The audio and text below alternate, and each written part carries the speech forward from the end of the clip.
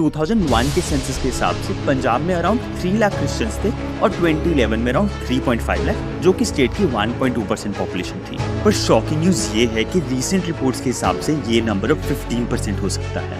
Yes, 15 times increase in Christian population. Akal Takht के पुराने leader ज्ञानी हरप्रीत सिंह का कहना है कि कन्वर्जन फोर्स्ड है और इनमें फॉरेन फंडिंग भी इन्वॉल्व है। ऊपर से हमें इन प्रीचर्स के बारे में ज्यादा कुछ पता नहीं है, क्योंकि ये इंडिविजुअली और ऑटोनॉमसली ऑपरेट करते हैं, जहाँ की यूजुअली मिशनरीज पर चर्च बॉडीज का कंट्रोल रहता है। डॉक्टर प्रदीप कुमार अमृतसर डायोसिस के बिशप हैं, जो एक रेगुलेटेड चर्च है। उनका कहना है कि ये प्रीचर्स एक डेरे की तरह इंडिपेंडेंटली काम करते हैं and they are not answerable to any religious body. इसी कारण वो किसी भी तरह इन लोगों को इन्फ्लुएंस भी कर सकते हैं। इनका तो ये भी मानना है कि इन प्रीचर्स का मेन एम है लोगों का विश्वास जीतकर उनसे पैसे बनाना। लेकिन सबसे हैरानी वाली बात ये है कि जो लोग क्रिश्चियनिटी को अडॉप्ट कर भी रहे हैं, वो ना तो अपना नाम चेंज करते हैं और ना ही अपने ओरिजिनल रिलीजन को ऑफिशियली छोड़ रहे हैं। और इसका रीजन है रिजर्वेशन। इंडियन लॉ के हिसाब से जैसे ही कोई शेड्यूल कास्ट पर्सन अपना रिलीजन कन्वर्ट करता है तो रिजर्वेशन के बेनिफिट्स भी खो देता है। मतलब उन्हें एजुकेशनल इंस्टीट्यूट्स, कॉम्पिटिटिव एग्जाम्स और जॉब्स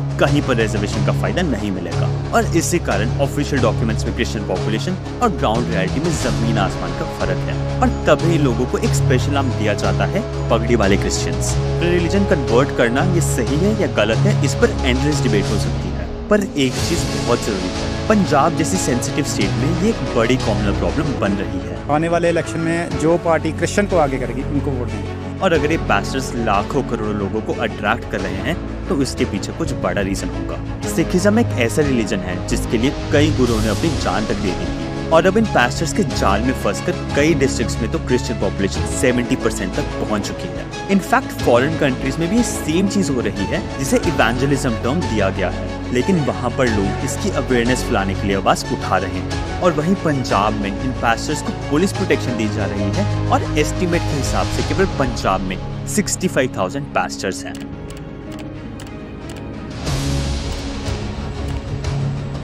इससे पहले कि फेथ हीलर्स फेक हीलर्स बन जाएं, जरूरी है कि इन पास्टर्स और चर्चेस को रेगुलेट किया जाए, क्योंकि इनके तरीके और गैदरिंग्स बहुत वेल थॉट होती हैं, जो सोसाइटी के सबसे वल्नरेबल लोगों को टारगेट करती हैं।